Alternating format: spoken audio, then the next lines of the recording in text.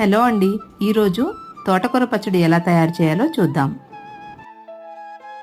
దీనికోసం ఒక ప్యాన్ తీసుకుని స్టవ్ పై పెట్టి హీట్ అయ్యాక ఆయిల్ వేసి, ఆయిల్ హీట్ అయ్యాక శనగపప్పు, మినప్పప్పు, ధనియాలు వేసి కాస్త వేయించుకోవాలి. జీలకర్ర, కరివేపాకు, ఎండుమిర్చి కూడా వేసి బాగా వేయించుకోవాలి.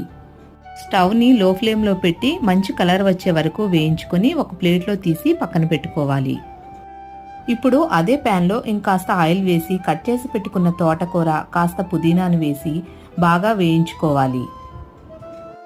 తోటకూర బాగా వేగాక కాసేపు చల్లారనివ్వాలి.